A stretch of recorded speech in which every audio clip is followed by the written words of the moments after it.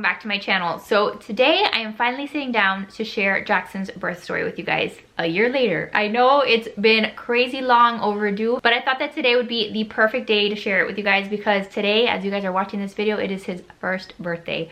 I can't get hung up on all of that and the fact that he's one. I will get emotional and this entire video will be me crying, but baby boy is one. And even though I have my labor and delivery vlog, which I'm gonna leave linked down below, I have labor and delivery vlogs for both of the kids, for both Jackson and for Riley. So if you guys want to watch them, I'll leave them down below in the description box. Those are my favorite videos in the world that I have ever filmed, that I go back and watch every once in a while. But even though I have those videos and I shared the whole birth process and all of that, I don't think I've ever like sat down to actually talk about his birth, to answer some of your questions. I asked you guys on Instagram for some questions about his birth, so we're gonna answer some of those too. But yeah, I hope you guys enjoyed just like chit-chatting with me. You guys can just kind of listen to this in the background. But since he's a year old now, I figured, you know, why not? Let's just talk about his birth. So if you guys are new here, first of all, welcome. Thank you for being here. Thank you for watching. My name is Kayla and I am a mom to 2 little kids. So this video is all about Jackson, who is my youngest, who is, like I said a million times, he's 1. And then I do have a toddler named Riley who's gonna be 3 in like a week. So I'm definitely busy. I'm just trying to survive over here. So I would love for you guys to like consider subscribing. If you haven't already, just click the red button. Do a lot of like motherhood videos, you know, just share my crazy life with you guys, all of that. But let's just get into it. Jackson was born on 12/10/19 and his birth, hands down to this day, is like one of my all-time favorite days in the entire world. And it's so sad because like I can't say that about Riley's birth. Like obviously I was thrilled that I had a daughter, but Riley's birth was pretty traumatic for me. She wound up in the NICU and all of that. I've shared her story before here on my channel, and you know, I've talked about how it, you know, was just not a very good time for me. So I went into Jackson's birth kind of like with just that in my mind, the fact that I had a very traumatic birth with Riley, and I didn't have high hopes with Jackson. I thought in the back of my head that he was also gonna wind up in the NICU, and so I don't know, like I guess given what I went through with Riley, almost any kind of positive birth experience would have been a good one, but Jackson's birth was just the best. So his birth kind of starts out a little bit earlier. So just to give you an idea of what I dealt with to get to the day that I delivered him. So at 20 weeks, when we did the anatomy scan with Jackson, I was told that I had a short cervix. And I had no idea what that was, but basically they told me that there was like more of a chance that I could go into preterm labor because, I don't know, I'm not a doctor. All I know is that I panicked and that they told me that that was not the best. But we didn't do anything about that. Like I think there's a couple things that you can do. I think there's maybe like a drug or a shot that you can administer. I think you can also get it stitched, if I'm not mistaken, if I remember correctly. But we never did anything. We just kind of watched it, and they would like do ultrasounds every time that I would go to just make sure that it was like the same length, that it wasn't getting shorter. And I was kind of like always like at that point where like, do we really do anything or do we just wait? Like it's not that terrible, but also you should be concerned. Like I was kind of always like doing that little dance of like, is this gonna be bad? Am I gonna be okay? So I was doing fine until 35 weeks. At 35 weeks, I went in, I'm pretty sure it's that I went in for just like my regular OB appointment at that time, and the doctor was like, okay, you're like 3 centimeters dilated, and I don't know, she was basically telling me that I was more dilated than she wanted me to be. And I'm pretty sure that I was also like having some cramping and stuff. So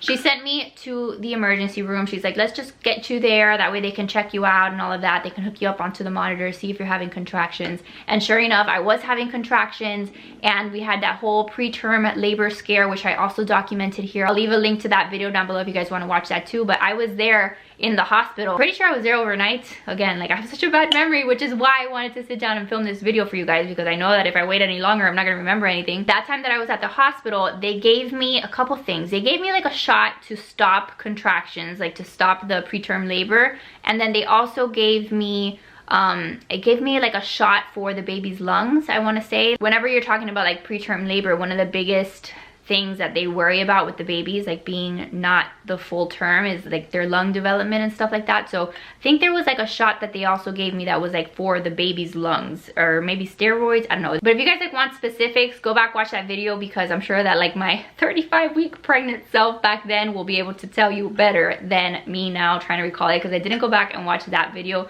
I went back and I watched my labor and delivery vlog just so that I could sound pretty confident when I'm talking to you guys now, but I didn't go back and watch that one. But long story short, Jackson did not arrive at 35 weeks. So we were able to stop the labor. But from that point forward, I was always scared that like anything I did, that I was gonna go into labor early. And I wanted to try so hard to make it to, you know, as full term as I could. With Riley, I went into labor at 41 weeks, so she was like a week overdue. So I was hoping that at least I would get to like full term with Jackson. So I kept going to my regular follow-up appointments. I think when you get to the very end, it's like every week. And at 38 weeks, I believe, is when the doctor told me that she would recommend or have me consider being induced at 39 weeks. She said that I was a great candidate for being induced, that I looked good, and that if that was something that I wanted to do, that she could just set me up, we could make the appointment. So that's something that I had to think about. I obviously wasn't induced with Riley, but I kept kind of like going back and forth. Like there was one part of me that was thinking, you know, an induction can be a positive thing, less stressful, right? Like you're less, you know, worrying about, oh my God, my water broke, run to the hospital, and like you're stuck in traffic. And like those are all the things that would go through my brain. Like what if, you know, my water breaks, and what if Joe's at work, and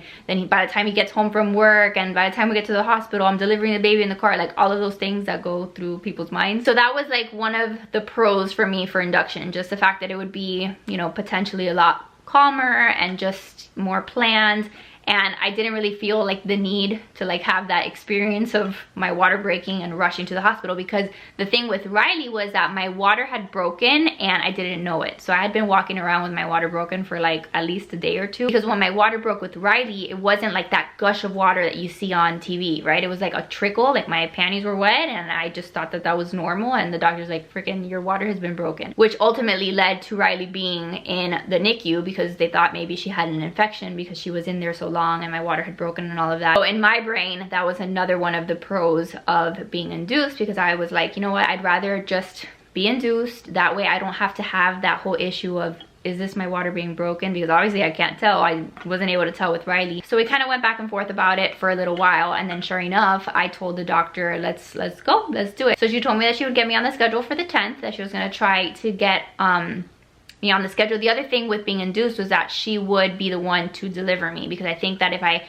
went full term to 40 weeks, she was going to be like on vacation. I wanted my doctor, if possible, to be the one that was there. You know, I was familiar with her, and you know, I'd been going to her with Riley's pregnancy and with Jackson's pregnancies. On top of that, I also had the whole fact that Riley's birthday is the 18th. So Jackson's official due date, I think, was like a day before Riley's birthday. So I was like, look, if I go full term, then their birthdays are going to be like literally like a day apart. Like as it is right now, their birthdays are a week apart.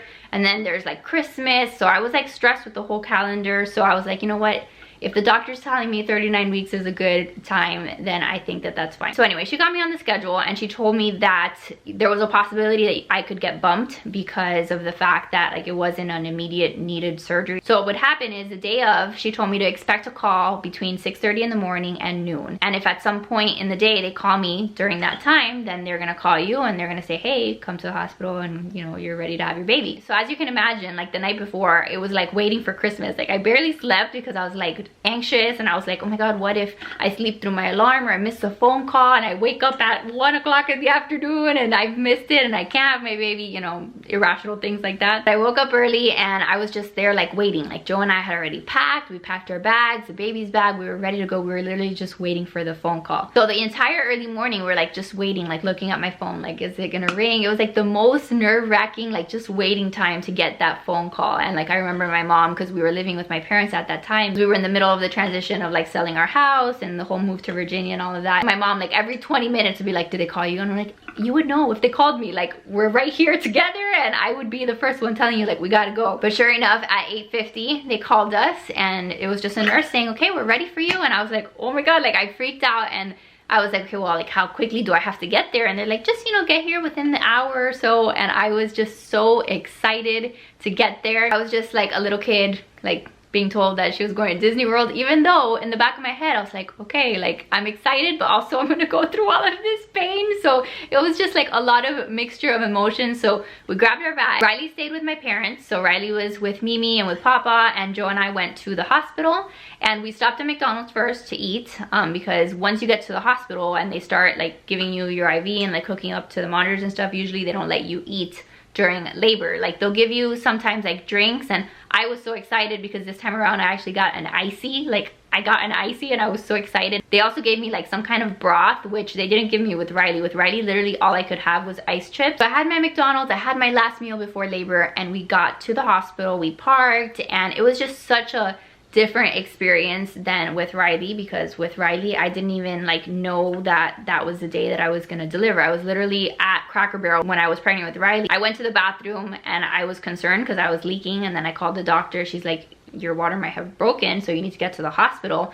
So that was like a not prepared for experience, versus this one I was like walking into like a vacation. Like I was ready to go. Like we got there, we checked in, and then they sent us to our room. They're like, look, this is your room. And we got there and like they had everything laid out for me. They had my hospital gown just laying there on my bed, and she's like, you know, get comfortable, here's your room. She's like, change into your gown, put on your socks, whatever you want, and we'll be with you shortly. And I was like, okay, I guess I can do that. So it was very chill, and I remember just feeling so calm throughout all of it, and it was just so nice. Like obviously I was very excited, very nervous in a sense, because you never know what's gonna happen, and all I could think of was like, I just want him to be okay. I just want him to be okay and healthy, and like that's literally it. So we got to the hospital probably like at 10 in the morning, and I had gone to the doctor the day before, and she had told me that I was 4 centimeters dilated and about 80% effaced. So I was a certain amount dilated when I got to the hospital. So I got in there, got comfortable in my room, and then, you know, it takes some time between like paperwork and they're attending to other patients and stuff. But like an hour later, around 11 is when they, you know, got my IV in, and they started hooking me up to the monitor, because like they hook you up to a monitor to monitor the baby and you. So like they're monitoring your vitals all the time plus the baby's. Then I remembered that they were doing the cervical checks, which if you're a first time mom and you were like about to be going into labor soon, just be warned that the cervical checks, I've said this before, the cervical checks can be pretty painful, because they are like literally sticking their hand in your vagina to check how dilated you are. And I don't know, my doctor was a little bit more gentle than these nurses that I had, and I remember just being like, oh my god, like what did you just do to me? Like it was so painful. Yeah, they checked me, just kind of hanging out there. I was having some very minor contractions at that point. I was literally just feeling really good. And then at around 12, so at around noon, is when they gave me Pitocin. So they did start me on Pitocin, and again, I'm not a doctor, but Pitocin is what they give you to kind of instigate like those contractions and to progress the labor. So they started me on a 2. There's like different doses that you can get, and they start adding to that and get you on like a higher dose, I guess, of Pitocin as the time goes on. But they started me low on a 2, and once they give you the Pitocin, that's when you start to like feel the contractions. So I remember feeling contractions with Jackson, and like gradually as the day went on, the contractions got stronger and stronger. But thankfully, they never got as strong as the contractions that I had with Riley. With Riley, if you guys go back and you watch my labor and delivery vlog, or you go to like my labor and delivery story with her, at some point I have mentioned that the contractions I had with Riley were in my butt, okay? The contractions were so awful that I was having like that lower back and butt labor with Riley, and it felt like I had a bowling ball coming out of my butt, and it was the most uncomfortable, painful experience of my life. With Jackson, I didn't have that. I didn't have that real bad back labor with Jackson. Thank the Lord. I guess he figured I went through so much with Riley. So all of the contractions I felt with Jackson were just like in my lower belly, like, you know, just where I would think normal contractions would be. So they gave me a Pitocin like at around noon, and then at around 4 is when I got my epidural. And yes, I went into the process wanting an epidural. I got an epidural with Riley, and imagine if I didn't, like the freaking butt pain would have been even worse. So I'd been telling my nurse the entire time, I was like, I'm gonna need an epidural, so at some point figure it out. Let me know when the anesthesiologists need to like come talk to me or do whatever they need to do. They kind of have to like get you prepped for the epidural. So whatever, at 4 o'clock, the anesthesiologist came, and I was so excited to see them, because at that point I was starting to have stronger contractions. So I honestly feel like the timing of my epidural was like perfect, because like if I would have waited any longer, it would have started to get real bad. So it was the anesthesiologist, and then I think that there were like 2 other people there with the anesthesiologist, and I didn't really know who they were or what they were there for. But at that point, you don't care. You're just like, give me my epidural. So with the epidural, what you basically do is like, they tell you have to like hunch over the bed. Like you have to kind of like hunch over like this, and you cannot move. Like you're not allowed to move, because while you're hunched over like this, the anesthesiologist is behind you and they're putting a needle in your back. So that's why they try to do the epidural before you have like really bad contractions, because if you're trying to stay still in that hunched over position and you're like freaking out because you're having a bad contraction, it's not gonna work. So anyway, I thought that it would be a breeze because with Riley, my epidural was amazing. Like I didn't even feel it. Like the doctor was like, okay, you're done. I was like, excuse me? Like what? Like you already did everything? He's like, yeah, we're done. That guy deserved a raise. Like he was the best anesthesiologist. The one that I got this time around with Jackson was not so good. I'm here thinking it's gonna be fine. I just hunch over. I'm like, they'll be done in like a minute.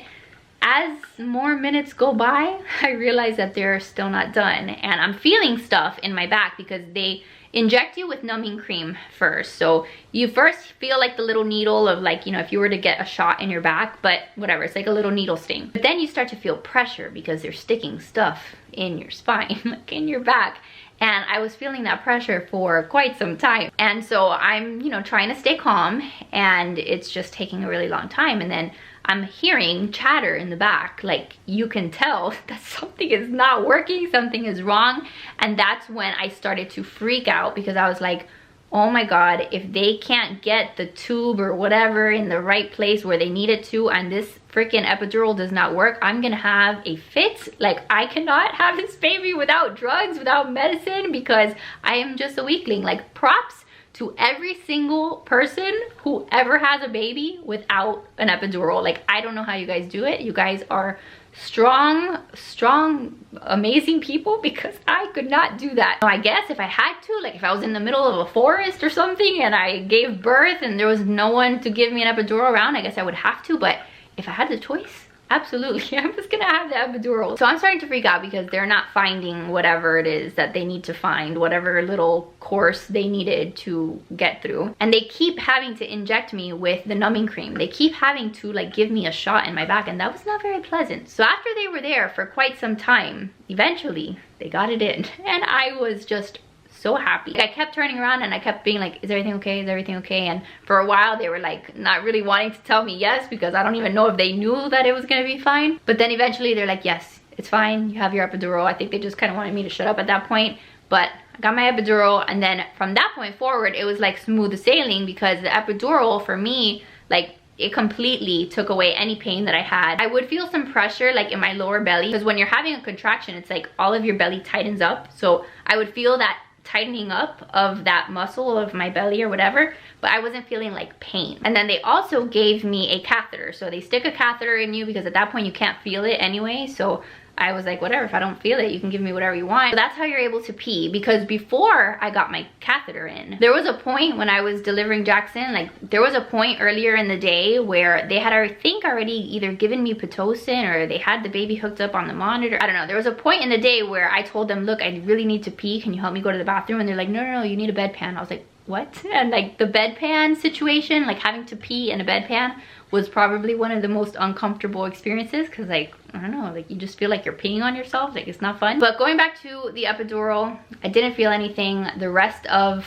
the labor process, the contractions, like I just didn't feel too much pain, like until right about before I actually delivered Jackson. So got the epidural at 4, and then at 5:42, so like almost 2 hours later, they came in and they broke my water. So the doctor takes like a stick and she pops your water bag, she sticks it inside and just breaks your water, and then that helps the labor process to progress even more. So we were just waiting for a while, just kind of waiting to see what my body was doing. And then probably like around 7 is when I started to feel like the more intense contractions, and I started to get like really nauseous, and I was feeling some of that like back pressure and contractions happening in my back. So I told the nurse, I was like, I'm not feeling well, I'm feeling nauseous. She checked me, and at 7:31, I think I wrote here, like at 7:31, she's like, yeah, you feel like that because your baby's like almost outside of you. She literally told me, close your legs, you need to go get the doctor because your baby's coming. So at that point, I was just like, okay, I am ready. I am so ready to meet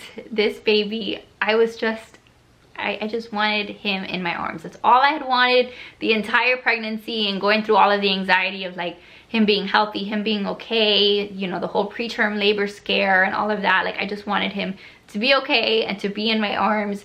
So I was ready to push. So I don't know the exact time of like how long I spent pushing, but I know that it was sometime, it probably took me like half an hour or less, because I wrote down that at 7:30 is when the nurse told me like, hey, we're gonna go get the doctor, and at 8:07 is when he was born. So it was a relatively short amount of time of me pushing, and the pushing was just exhausting. Like, first of all, I couldn't feel anything. I was numb. Like, I couldn't feel anything from the epidural. So they're telling you, like, all these people are around you and they're telling you, okay, you've got to push, and they're counting down, and you're literally just like pushing, but you don't feel anything. So you're like, am I doing it? Is anything happening? And then they're telling you, no, you got to push more. So you're like holding your breath and you're trying to like pretend that you're pooping. Like, I don't know, you're trying to make the sensation of you pooping because you feel like that's the only way that you're gonna push the baby out, but you don't know if anything's happening. So I was doing that for a bit, and I was so tired because that whole process is very tiring, and you're just exhausted and you feel like you're gonna pass out. Like, I literally at one point I was like, I can't do this, I feel like I'm gonna pass out. You know, you're out of breath, and you know, that's where I was at that point. But then by the grace of God, at 8:07 in the evening, he finally came out. Is he okay? Thank you. Yeah, baby looks great. And it was the most, it was just the best. I don't know how to explain it. Like, it's the best. Like, really, that's the only word I have. It was just the most magical moment.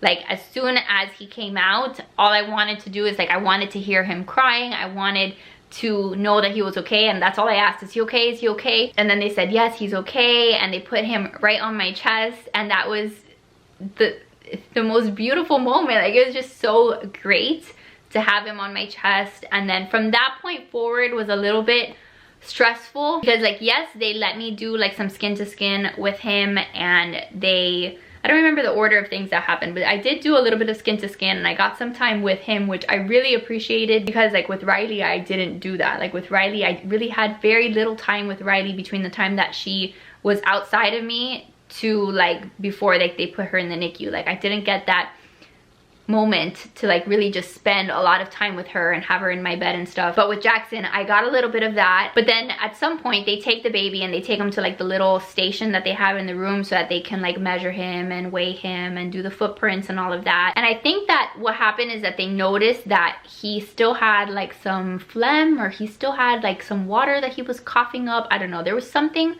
wrong with his breathing, or something not ideal about his breathing. My mom is there at this point, and my mom unfortunately missed the actual birth of Jackson, because she was in the room with my birth with Riley. Like, my mom saw Riley coming outside of me, like she saw Riley being born. With Jackson, she was still like putting Riley down for bed and all of that, so she wasn't in the room with me. But she got there like literally like 10 minutes later after he had been born. So when they were doing all like the vitals and the stats for him, she was there, and like I can always see the look on my mom's face. Like, I know when she's stressed out or when she's, you know, upset or whatever, and she looked not the happiest. She looked concerned, and I was like, great, like what the heck is wrong? They were just concerned about something, and that obviously stressed me out, because all of this is happening while my legs are still in stirrups. Because fun fact, after you deliver your baby, the doctor still has to like stitch you up, and the doctor still has to, you have to deliver your placenta. So there's like a second labor that has to happen, like you have to deliver the placenta. So meanwhile, I'm just kind of like having my stuff stitched up down there. You know, the doctor's finishing up with me, and I'm still like trying to figure out what's going on with Jackson. Thankfully, what ended up happening with Jackson is they gave him back to me. They had me try to nurse him, and they just kind of said, look, we're gonna give him a couple hours just to kind of figure things out. Like, sometimes that transition period from being born to like the next few hours, like sometimes babies take a little while to I guess be at where they're supposed to be. Some babies transition a little faster, some babies it takes a little while. So in the back of my head, I always thought that there was a possibility that perhaps he would wind up in the NICU, or at least in the observation room for a period of time. And I kind of accepted that, because like Riley had already been through it, and I was like, I just want him to be okay. So in the back of my head, at least I knew that it was a possibility, but I was trying to like soak in all the time that I had with him being skin to skin and nursing and all of that. But eventually, after like they did all of like their checks and their vital checks on him, like over the next couple hours, they were like, he's fine, he's doing okay, and you can stay with him, like he can stay with you in your room. And I was so happy. I was so happy that I was gonna be able to like room in with him, and that he was gonna be able to sleep right next to me in his little crib thing, and that he wasn't gonna need to go to the NICU because I didn't get that with Riley. So it was the perfect birth. It was just completely calm and just like everything that I wanted from a birthing experience. So I feel so blessed that I was able to have that at least once. And I'm sorry that I'm getting emotional. It was a big deal. It was a big deal because I had a really rough time with Riley. But regardless, you know, I'm still super grateful that both of my kids today here are healthy. Yes, we went through 3 rough days in the NICU. Like, I know that there's other people that go through so much longer and have so much, you know, so many other hardships and stuff with their birthing experience, but it was still like the 3 hardest days of my life with Riley being in the NICU. So then Jackson was just in our room, you know, the entire night. I was just nursing him, waking up to nurse him. He didn't really want to nurse too much, honestly. I think if you go back and watch like the first 24 hours with a newborn video that I did with him, I was like having to always try to wake him up to eat. Like, he just didn't want to eat, and I was like obviously freaking out because, you know, they're telling you that they have to like weigh a certain amount or gain back a certain amount of weight before they go home and all of that. But of course, you know, my children just always want to stress me out and they don't want to freaking eat. I remember we did like the in-hospital pictures, like the photographer that they had at the hospital, they went and they did pictures of him, and it was a great experience with Jackson. So I cannot believe that that was a year ago. I cannot believe that he is now this tiny little baby, or not tiny anymore. He is a full-blown 1-year-old, but it has been the best year. It has been the best year of our life. Like, even though 2020 has been totally caca, being able to be here with him and with Riley and just being a mom to those 2 little humans that drive me absolutely insane has been the best. So now, if you guys are not over me talking about this, I'm gonna go ahead and I'm gonna answer some of your questions on Instagram. I asked you guys earlier, so I just wanted to,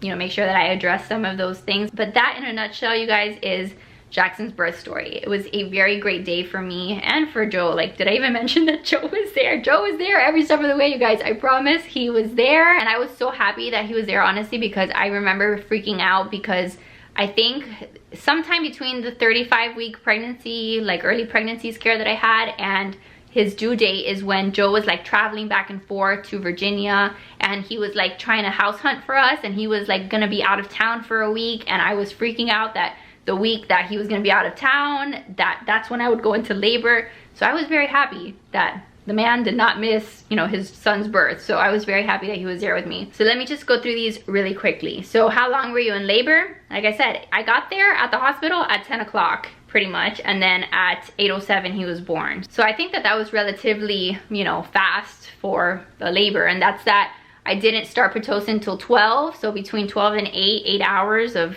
being, I guess, what you would call labor, and I pushed for maybe 30 minutes of that. Any regrets or do-overs?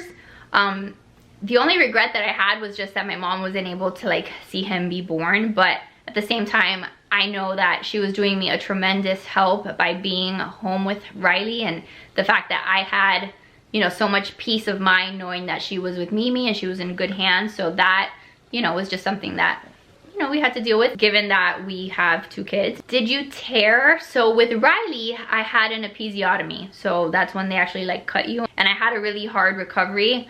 With her, with Jackson, I don't think I tore. If I tore, it was maybe a minor tear. Honestly, I don't even know. I don't even remember. Maybe if I go back and look at some of those videos, I'll remember. But the recovery with Jackson was so much easier, like so much better. I bled for a ton less time, and I also like just felt better down there. Like, it wasn't as painful as with Riley. I was able to walk better. I didn't have also like that rectal pressure. Like with Riley, I had to go out and buy like one of those like donuts, because every time I would sit, like my butthole would hurt. Like, I don't know how else to say it. Like, it was really painful. But with Jackson, I didn't have any of that. So I was like preparing for the worst, and then my recovery this time around was so much better. What supplies did the hospital give you? The hospital gave me, well, they gave me the birthing gown, you know, your hospital gown. I think with Riley, I bought a fancy hospital gown. It was all cute and pink. With, you know, this time around, I just went with the regular hospital gown. But for like recovery, they gave me some big ginormous pads, like the giant pads that almost look like dog wee-wee pads. They give you a bunch of those. They gave you a little peri bottle, which is that bottle that you're gonna use to pour water down there to clean yourself because you can't wipe with toilet paper. So they gave me that. They gave me dermoplast, I think, which is like the spray that you put down there to help you like numb everything. The mesh panties they also give you. So they gave me a bag with like all of that stuff. I think last time with Riley, they also gave me the Tux pads, which is like another like medicated cooling pad that you put down there to help you heal faster. And then yeah, like they gave me a couple diapers and I think maybe like a pack of wipes. Not like a ton of stuff, but I was a lot more prepared this time around. I had taken a lot of like my own stuff. Scale of 1 to 10, your contraction pain before you got the epidural. Honestly, if it got up to like an 8 this time around, I think that that would probably be the max. Like it wasn't like I was dying like I was with Riley. With Riley, I was like a 10 or 11. It was bad. But this time around, it was a lot better. One thing about the epidural that I didn't mention is that I forgot that as the epidural is like kind of getting out of your system, like after I gave birth to Jackson, I'm pretty sure that's when it happened. Like after I gave birth, I started shaking uncontrollably. Like I started just shaking. Like if I was shivering, I wasn't cold, but my body could not stop shaking. And I'm pretty sure that that was because of the epidural. Like that's just like a side effect sometimes as it's wearing off, that, you know, you start shaking like that. Yeah, you see somebody said, did you experience after epidural symptoms? The shaking, and I want to say that maybe like for the next day I had some lower back pain. Nothing crazy, nothing like I couldn't walk or that I was uncomfortable like for a long period of time, but I do think that I had some back pain. Somebody asked if I pooped when I pushed, that they're so nervous about that. I don't know because I never asked. With both Riley and with Jackson, I just never asked. I knew that that was a possibility. Like a lot of people poop when they are pushing out a human out of their vagina, just so you know. So it won't be just you, okay? Don't feel bad about it. Don't let it be a source of stress. Again, like when you're there, your legs are up, you want to push out your baby, like you don't even care. Like I've said it before, I'm a pretty modest person. You know, I don't really like everybody seeing all of my business and all of that. So at first, when I first gave birth to Riley, it was a source of like, you know, I was thinking about it. Oh my God, all these people are gonna see my vagina. Joe is gonna see the head coming out. And I was kind of stressed about it there for a second. Once you're there, your legs are out, you know, in the stirrups, and like all you want is to hold your baby. All you want is to hold that baby in your arms. And you don't care, like you're just like, just give me my baby. And like the nurses are pros. That's why they do what they do. So if you poop on the table, you poop on the table. I promise you they're not gonna tell you. They're literally just gonna clean it up and continue about their day because they see it all the time. So don't let that stress you out. And if you don't wanna know if you pooped on the table, don't ever ask. It can just be this giant secret. Like I will never know if I pooped on the table, and I'm okay with not knowing. And really, like most of the other questions that you guys asked, I'm pretty sure that I answered along the way. So that is going to be it for today's video. I hope that you guys enjoyed just chatting with me and listening to me talk about Jackson's birth. I really wanted just to sit down and to talk through it, but if you want to see like the whole experience, like I said, again, I vlogged the whole thing. Somebody asked, like, did you ever think about filming your delivery? Yes, I did think about it, and I did it. So the entire time that I was giving birth to Jackson, I was with my camera and I was talking through it and vlogging it because I wanted to document it. And I love that I have those videos to go back and to watch, and I hope that one day I get to show that to them and that they'll care. But I think also the fact that I was filming it, it also helped to calm me down because I had something else to like, you know, have my mind on. So I think that for me it was helpful to vlog his birth. Okay, perfect timing. He is waking up from his nap, so let me go get him so that way you guys can at least see him. So here he is. Here's the little guy. He literally has banana in his hair because he was eating banana for lunch today, and then he ran his fingers through his hair, so he looks like a crazy person. But my little dude is 1, and I can't process that, can't handle it. But thank you guys for being a part of his first year of life and for sharing in all of the milestones and for watching him grow this past year. I think it's so cool that all of you guys have been able to be a part of it. So I love you guys to pieces. Thank you for being here. Make sure to give this video a big thumbs up if you enjoyed it. Subscribe if you're new. Yeah. And we'll see you guys in the next one. Plenty more videos to come in this guy's next year of life. Okay, bye-bye, guys. Yeah, bye-bye.